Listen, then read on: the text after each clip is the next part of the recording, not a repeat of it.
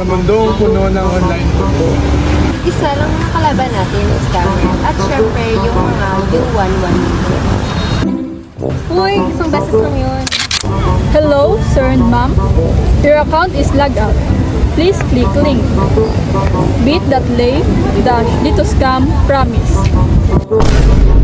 Uy, parang legit. May promise, oh. Agoy! Kapag nag-promise, lalong scam yan. Sa buhay, walang nagpa-promise na libre. Guys, tignan nyo oh. Mag-brand new shoes for only 150 pesos. Uy, nice. Order lang. Ako din. Patingin. Magandang hapon po. Andito po ba si Lorraine? Ito siya, oh. Ako yun. Ito, ma'am, yung order. Pakipicture na. Tama po, ma'am. Thank you. Thank you.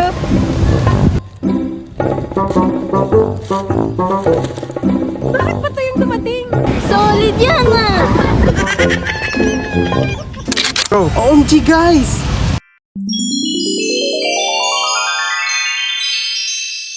Pero bago ka magsimula, magbayad ka lang ng 500 pesos processing fee.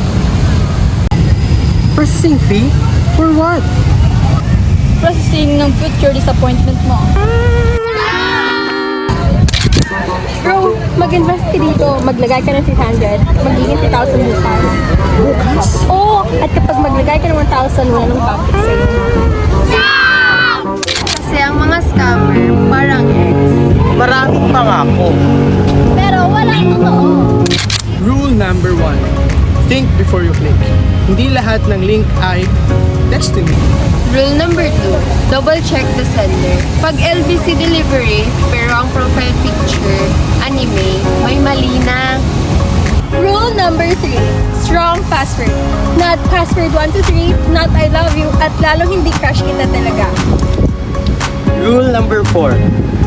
Kung ang diary mo ay may lock noon, dapat yung account mo may lock din ngayon. Rule number 5, never share your OTP. Hindi ito one-time prayer, okay? Rule number 6, if it's too good to be true, 99.99% scam. Isang paalala. Sa panahon ngayon, maraming pa-cute. Maraming pa promo. Pero mas maraming scammer.